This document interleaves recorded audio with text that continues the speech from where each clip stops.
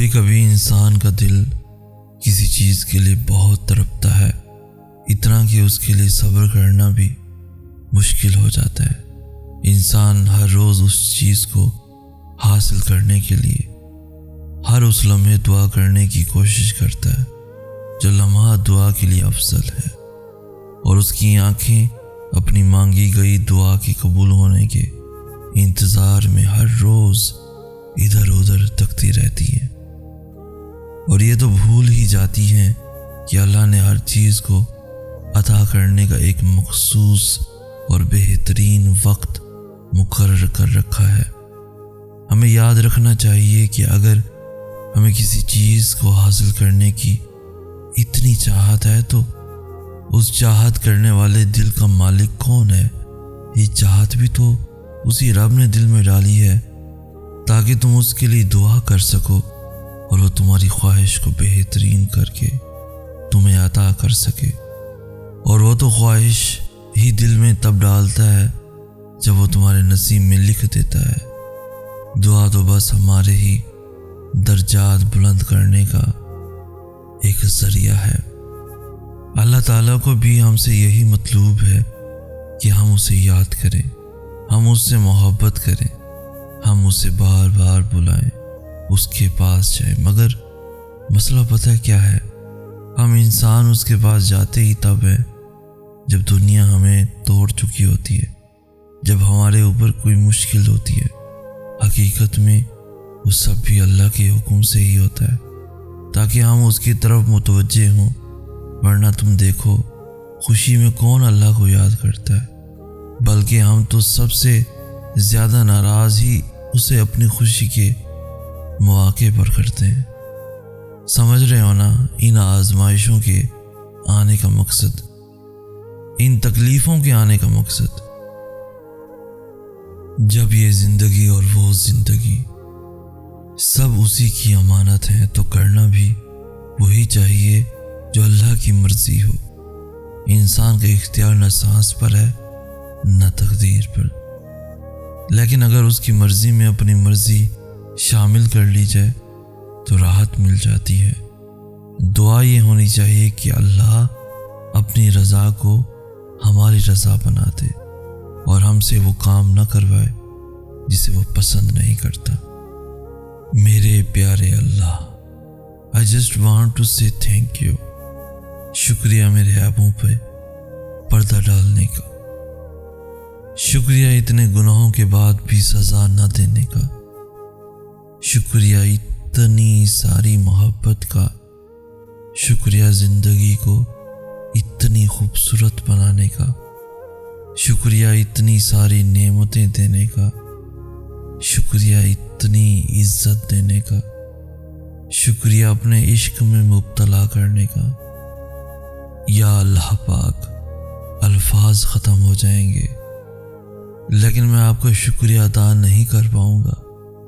میرے پیارے اللہ، میں راضی ہوں آپ کی رضا پر۔ توبہ کا برتن چاہے کتنی بار ہی کیوں نہ ٹوٹ جائے، اس ٹوٹے ہوئے برتن کو اس اللہ کے پاس لے جایا کرو۔ وہ اللہ الجبار بھی تو ہے، وہ اسے دوبارہ بنا دے گا۔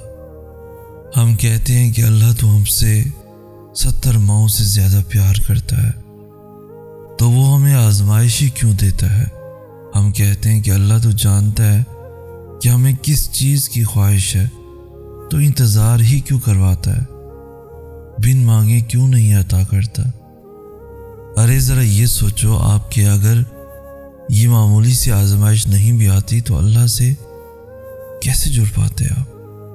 اگر دعا نہ ہوتی تو اللہ سے ہم کلام کیسے ہو پاتے؟ اللہ پاک مختلف ذریعوں سے آزماتے ہیں، کبھی لے کر تو کبھی دے کر، لیکن یاد رکھیے گا آزماتے انہیں ہی ہیں جنہیں اپنے قرب سے نوازنا چاہتا ہے۔ اللہ کی ذات پر کامل یقین رکھنے والے کبھی بھی ذہن میں بہتے وسوسوں کو خود پر حاوی نہیں ہونے دیتے، کیونکہ وہ جانتے ہیں کہ اللہ کے لیے ناممکن کا لفظ بے معنی ہے۔ جب وہ کسی کام کو کرنے کا ارادہ فرماتا ہے تو پوری کائنات میں کچھ ایسا نہیں جو راہ میں رکاوٹ بن سکے۔ یہی اس کی شان ہے کہ جب وہ نوازنے پر آتا ہے تو انسانی عقل حیران رہ جاتی ہے۔ اچھا یہ تو بتاؤ، تم کیسے اللہ سے مایوس ہو سکتے ہو؟ کیا تم نے قرآن کھول کر نہیں دیکھا؟ کیا تم نے نہیں پڑھا اللہ پاک کیا فرماتے ہیں؟ کیا اللہ رب العزت کے وعدے یاد نہیں آتے؟ کیا رب العالمین کے دلاسے بھول گئے؟ اللہ تو کہتا ہے میں ہر لمحے اپنے بندوں کے ساتھ ہوں، ان کے لیے بہترین سے بہترین چنتا ہوں۔ کیا تمہیں اپنے اللہ کے چناؤ پر یقین نہیں؟ کیا تمہیں اس کی قدرت پر یقین نہیں؟ کیا تمہیں اس کی تدبیر پہ بھروسہ نہیں؟ کیا دن رات میں ڈھلنے والے معجزے تمہیں نظر نہیں آتے؟ دیکھو اللہ نے بار بار فرمایا میرے بندے میری رحمت سے کبھی مایوس مت ہونا۔ دیکھو وہ مشکل کشا ہے، وہ حاجت روا ہے، وہ قادر ہے، وہ کن فیکون کا عظیم رب ذوالجلال ہے۔ پھر تمہیں کون سی بات پریشان کر رہی ہے؟ اللہ پہ توکل کرو تو صحیح۔ توکل والوں کے لیے ہی معجزے ہوتے ہیں، پھر تقدیر بدلنے میں لمحے لگتے ہیں۔ بس تم مایوس مت ہونا، توکل کی راہ پہ ثابت قدمی سے چلتے رہنا۔ تھامنے والی ذات تمہیں کبھی کسی بھی حالت میں گرنے نہیں دے گی انشاءاللہ۔ لوگ کہتے ہیں ہم 5 وقت کی نماز بھی پڑھتے ہیں، پھر بھی ہماری زندگی میں اتنی مشکلیں، اتنی پریشانیاں ہیں۔ پتہ ہے کیوں؟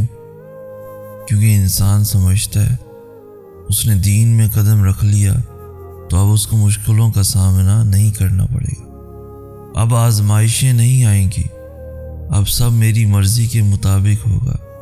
لیکن پتہ ہے جو انسان دین میں قدم رکھ لیتا ہے، جو بندہ سب کچھ پیچھے چھوڑ کر اللہ کے راستے پر چل پڑتا ہے نا، جو بندہ دین کو سیکھنے کے لیے اسٹرگل کرتا ہے، اپنے نفس پر قابو پانے کی پوری کوشش کرتا ہے، تو اسے مزید آزمایا جاتا ہے۔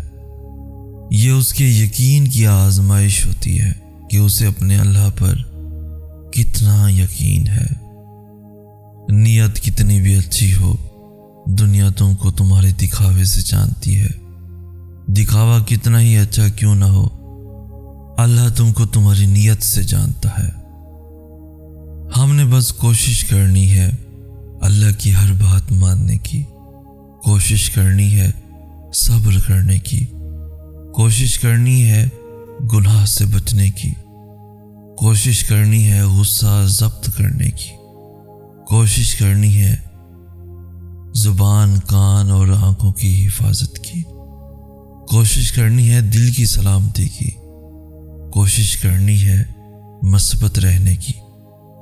ہمارے بس میں صرف کوشش ہی تو ہے، اس سے زیادہ اللہ نے ہم سے ڈیمانڈ بھی کیا کیا ہے۔ اور یہ بھی ضروری نہیں ہم اپنی ہر کوشش میں کامیاب ہو جائیں۔ کبھی 20% کامیابی ہوگی، کبھی 60%، کبھی 80% اور کبھی پوری طرح ناکام۔ 100% ہر کوشش میں کامیاب ہو جانے والے ہم بنے ہی نہیں ہیں، اور اللہ نے ہم سے پرفیکشن مانگی بھی نہیں ہے۔